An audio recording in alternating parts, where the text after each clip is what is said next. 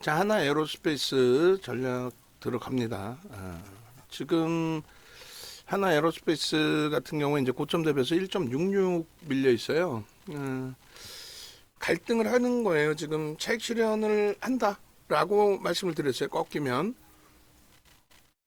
그러니까 뭐 전체적으로 방산주가 다 뜨긴 하는데 오늘의 기준에서는 LIG 넥스원이 가장 강하게 먼저 연출이 됐고, 그 다음 범위가 이제 현대로템이 프로름 쪽에서 지금 현재 기준으로 대략 0.8, 0.9%에 가까운 매수가 들어오면서 주가가 탄력을 받았어요. 받고 나서 이제 눌림목이죠.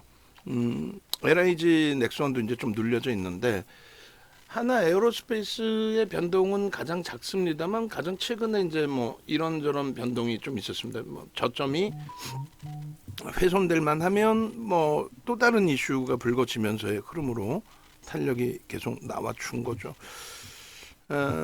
고점 대비해서 다시금 24만 원 수준의 공방이 나오고 거기서 이제 대밀리면은 차익 실현 범위를 좀 고민을 할 거예요.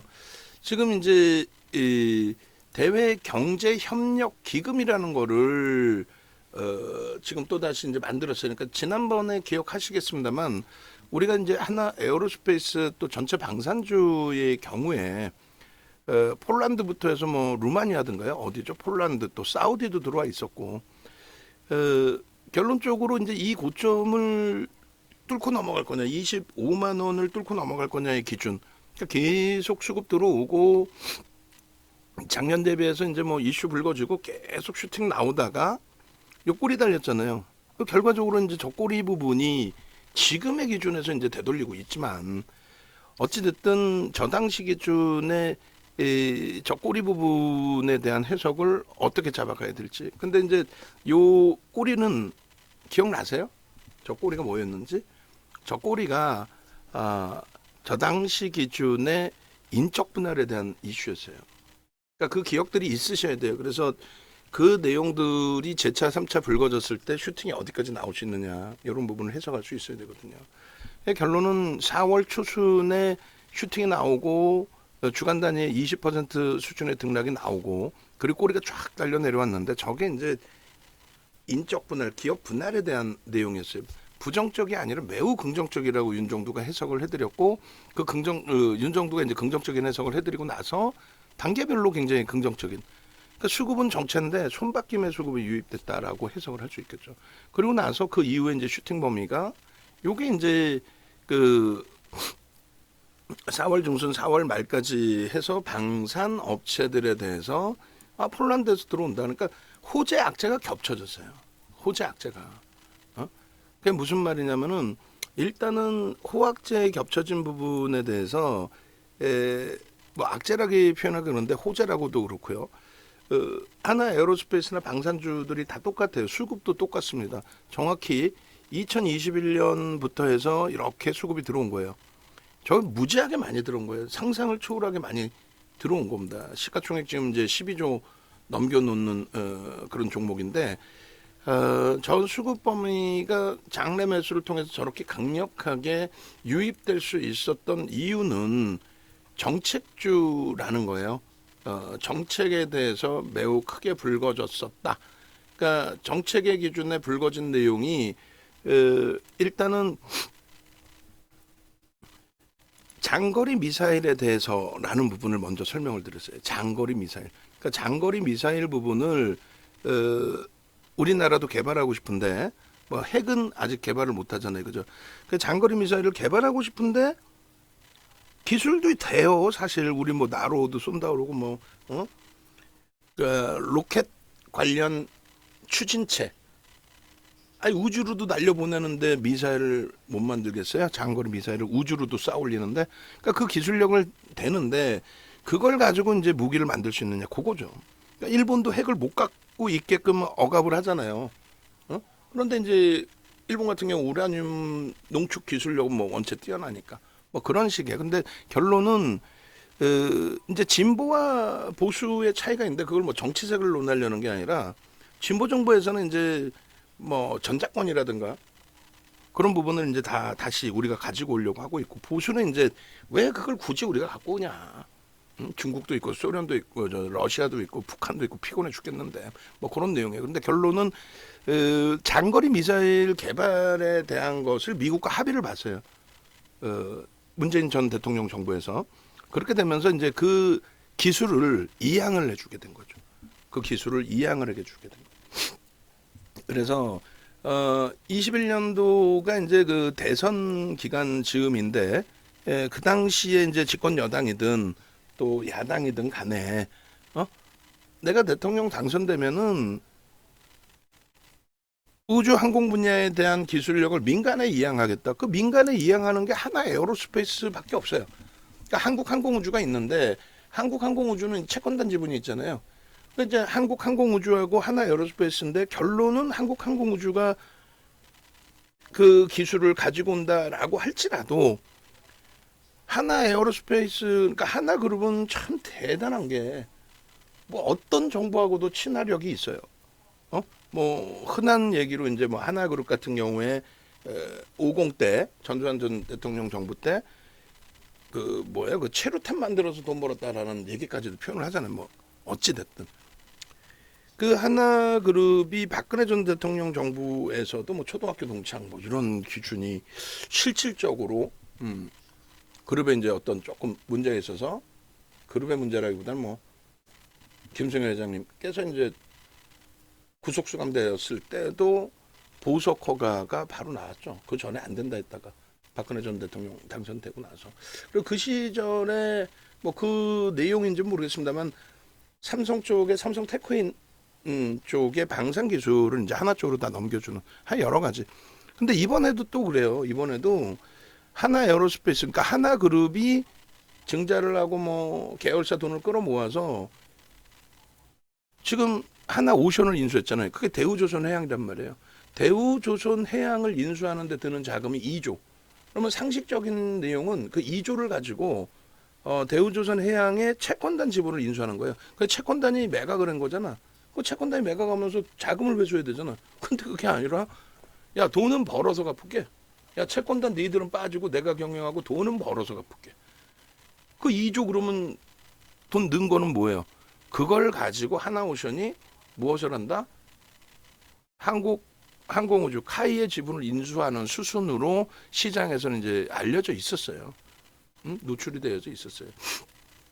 정부나 이제 뭐 하나그룹에서는 아니 뭐 하고 이제 많은데 실질적인 내용은 그렇게.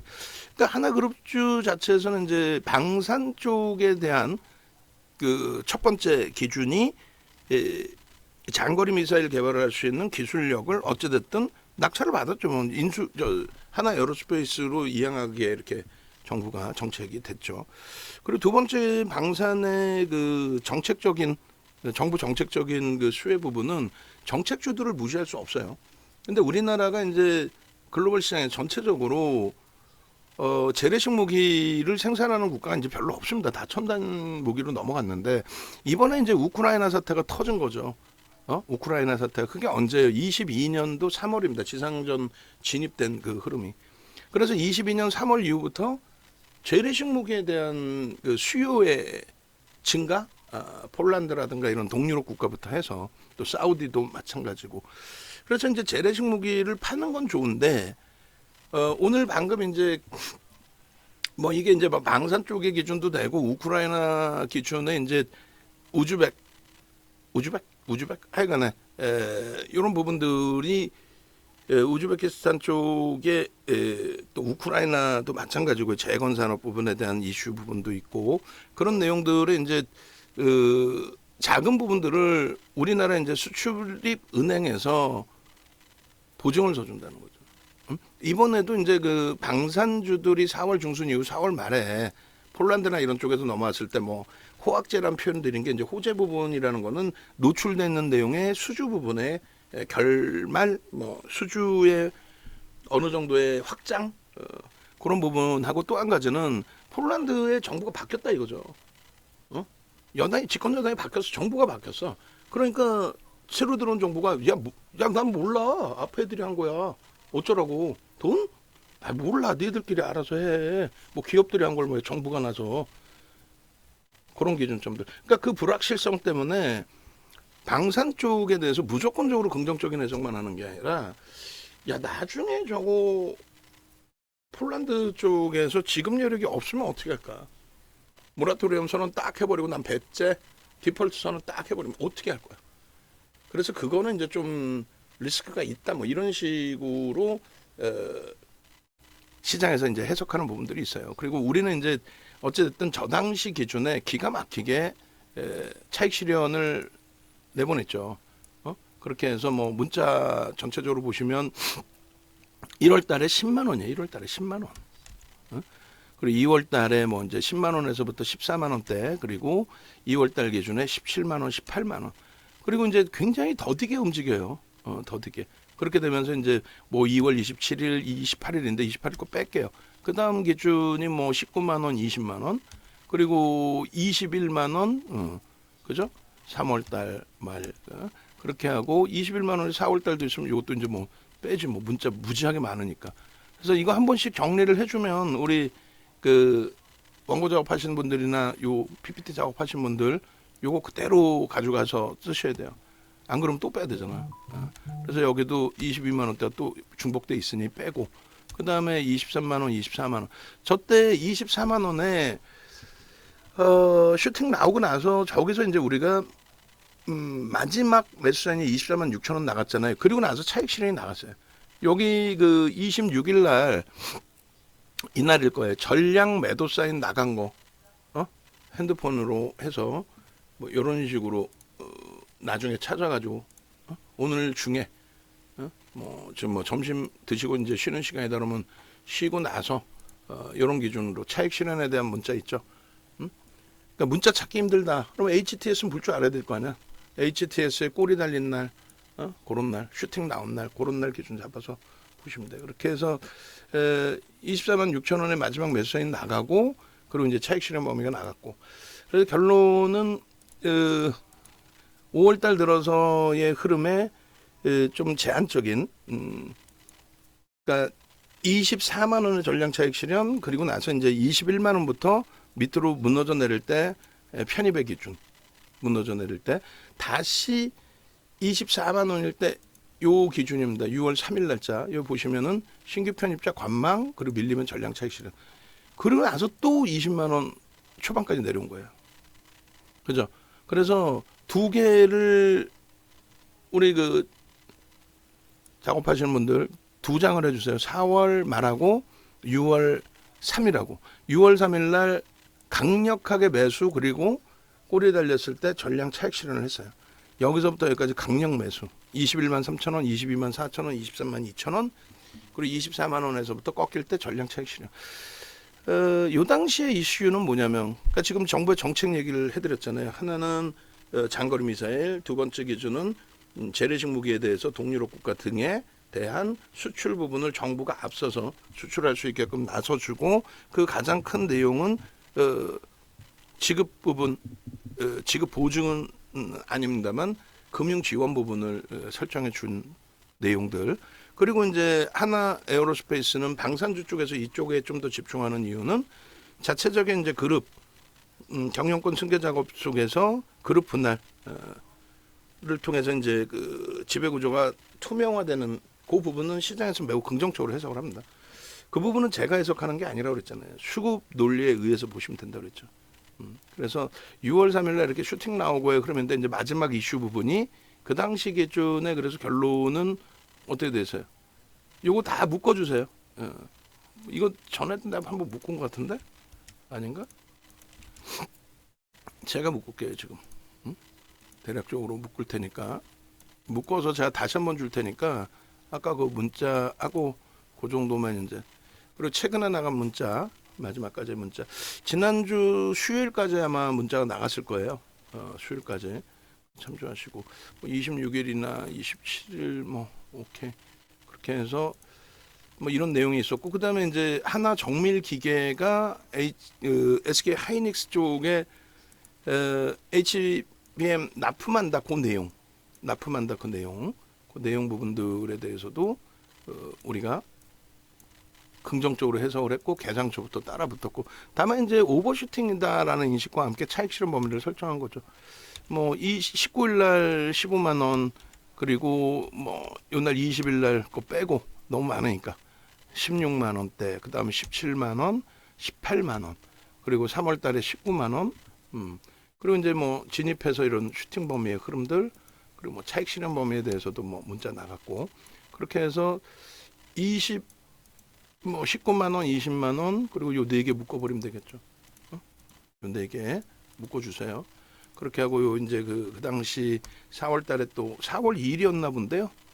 4월 26일이 아니라 4월 요날 4월 2일 날, 요게 4월 2일이 맞나? 하여간에 4월 2일이 맞겠네요. 이날이 아마 23만 이날인가? 아닌가? 4월 말인가? 하여간에 그렇게 하고 그 이후에 이제 4월 말경에 재차 이제 또 이렇게 설정돼서 나오는데, 요거 5월 28일자 거 요 내용도 방송화면으로 해서 캡처해서 넣어주시고, 요 부분에 대해서 최근에 이제 밴드 부분 PER이나 PBR에 대한 밴드 부분에 대한 해석을 좀 해드렸어요. 참조하시고, 그리고 이런 부분에 이제 6월 3일자 같은 경우에 뭐 항상 요거 위치 이렇게 좀 잘 잡아서 위에 거 이렇게 밑에 텍스트 항상 똑같아요. 항상 요거 완성본 보고 좀 기준 잡자 그랬어요. 그렇게 해서 목표 주가는 26만 원으로 12차 목표 주가 설정을 했는데, 요 범위가 이탈되면 차익 실현한다. 그렇게 해서 요 박스까지 요렇게 순서 잡아주세요. 그렇게 해서 일단 그 6월 3일 날 차익 실현 범위가 설정이 됐고, 이것도 차익 실현도 맨 뒤로 가야 되겠지. 그렇게 해서 우리는 이미 차익 실현을 설정을 해드렸고, 결국은 이제 매도 신호가 나왔고, 그 다음 범위에 이제 방송 화면들, 또 검색기 내용들, 검색기 내용도 찾을 때 어렵게 찾지 마세요. 이 정도 좀 봐달라고 원고 작업하시는 분들도. 6월 13일 같은 경우에 검색기 무조건 떴겠죠. 6월 3일 이후에 6월 13일 검색기 무조건. 그리고 이제 오늘 거까지 해서 넣어주시면 돼요. 그래서 수급 범위 뭐 나중에 다시 한번 확인시켜 드리겠지만은, 지난 21년 11월 1일부터 해서 외국인 위주로만 샀어요. 외국인 위주로만 샀고, 어쨌든 그 매매 평균 단가 대비해서 수급 범위가 5,060만 주짜리니까 20%에 달해요. 20%면 매수 평균 단가 대비해서 200%. 그러니까 10만 원의 매도가 형성이 돼 있다라고 한다면 10만 원 곱하기 200%, 30만 원을 1차 목표 주가로 잡는 거예요. 그렇게 해서 요 교육 내용은 2008년도부터 다 교육을 해드렸던 내용이고, 요것도 마찬가지. 요것도 최근 들어서는 제가 요 화면을 한 장을 더 넣어드리고 있거든요. 왼쪽 화면만 별도로 있는 거. 그러니까 그거까지 찾아서 넣어주세요. 그렇게 해서 HD 현대일렉에도 이제 그 화면은 좀 빠져 있는데, 수급 부분에 도서 왼쪽 게 저게 2008년도 도서입니다. 저 2008년도 도서가 우리나라 증권사 임직원분들 교육 교재로 쓴 도서 내용이에요. 증권사 임직원분들 교육 교재. 그 파생 교재로도 썼었고, 그 다음에 파생이 아닌 그 저 기준으로도 썼었고, 그 뭐죠? 일반 종목 기준의 기술적 분석에도 썼었고, 그렇게 해서 이제 설정을 잡아드린 거고, 지금 이제 찾았어요. 찾아서 제가 여기다 넣어놓겠습니다. 이렇게 해서 요 화면이고 요 화면의 기준이에요. 그렇게 하고, 그 다음에 HD 현대일렉도 지금 제가 생각난 김에 바꿔 놓을게요. 결론은 그 저 내용대로 기준을 잡아서 설정하고 대처하고 뭐 충분합니다. 충분하고요. 갭에 대한 기준점에 대한 설정 범위도, 그리고 HD 현대일렉의 포트폴리오의 기준이 5월 달에 HD 현대일렉을 포트폴리오에 넣어놨어요. 5월 달에. 그래서 5월 달 4월 말 종가 대비해서 5월, 그리고 지금의 기준도 4월 말 종가가 얼마였어요? 여기였구나. 그렇게 해서 뭐 그 수준 범위까지 다시 다 치고 올라왔는데, 우리는 이제 HD 현대일렉트릭도 마찬가지고 5월 말에 이 친구도 31만 4천 원 찍고 30만 1천 원인데도 불구하고 상관없다, 편입의 기준이다, 그렇게 해서 설정을 잡아드렸고, 하나 에어로스페이스도 5월 포트폴리오에 이 종목을 넣었죠. 그래서 그 당시에 이제 5월 포트폴리오의 기준에 편입 단가가 4월 말 종가의 기준이니까 얼마였어요? 21만 1,500원이었네. 21만 1,500원. 4월 말 종가가 21만 1,500원이었네. 조금 전에 제가 5월 달 거를 잘못 설정을 했나 봐요. 어쨌든 그래서 저기다. 4월 말에 그 비이성적인 변동성으로 주가가 너무 과도하게 미끄러졌었죠. 20만 원, 21만 원까지 밀렸어요. 그래서 이제 HD 현대인력을 넣을까 하다가 하나 에어로스페이스를 넣었고, 그게 21만 원 기준이라서 지금 이제 13% 수익까지 형성이 된 겁니다. 결론은 그 하나 에어로스페이스에 이제 이 작업 자료를 다 올려드릴 건데, 지금 수정할 거는 이제 그 문자 장중에 빠르게 올려줘야 돼요. 장중에.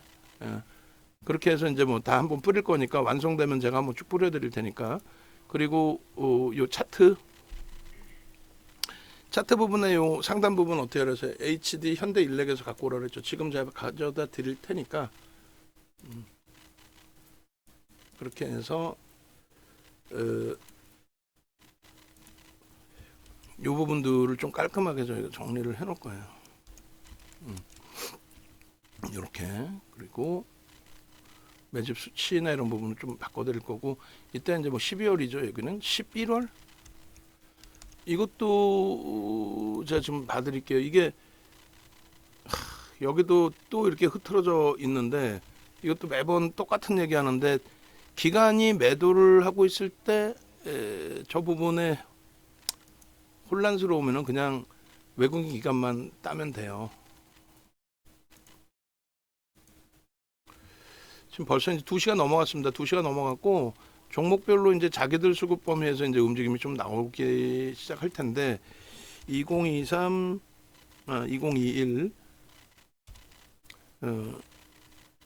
11월 01일부터 한번 봅시다. 왜냐면은 그리고 이제 15일까지 14일 거까지 한 번 더 어차피 또 잘라야 되는데, 개인들이 이제 물량 뺏긴 게 이제 어느 정도의 기준이냐, 12월 달로 잡으면 되겠네. 그죠? 12월 1일 12월 1일 오케이 12월 1일로 12월 1일 그렇게 해서 12월 1일입니다. 조금 전에 표 작업돼 있는 거 보면 11월 1일로 돼 있어요. 12월 1일로 잘라주세요. 12월 1일 적어 놓으시고 제가 지금 캡처 안 할 테니까. 야, 이거 두 통이 장난 아닌데요. 지금 1110만 주 정도 되는 거죠. 약 오늘 또 프로그램 들어와 있으니까 1110만 주 넘길 것 같고, 50만 6천 주니까 딱 20%의 매집이 되는 거고. 그렇게 하고 요 기간까지만 딱 잘라주세요. 그 기간 뒷부분도 필요 없으니까 기간 개까지만. 지금 모니터링 하시는 분 기간 개까지만. 그렇게 해서 요 수급 보시면 되고, 너무 멀다. 인간적으로 저건 너무 멀지 않냐. 그래서 요 부분 그 일본 기준에서 다시금 이제 설정을 잡아드리면 작년 10월 중순부터 해서 이렇게 돼 있어요. 이것도 마찬가지야. 제발 좀 이거 한번 얘기하면 좀 제발 좀 들어줘요. 저걸 누가 잘를지 한 명 지정을 하든가 하고,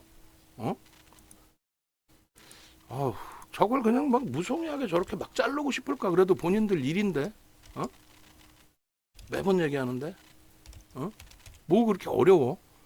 이렇게 놓고 봤을 때 그냥 마이너스면 그냥 기간계까지만 잘라주시고, 플러스일 때 누적 수급 범위가 상위인 쪽 좀 땡겨가지고 그냥 캡처해달라 그랬잖아요. 상위인 쪽.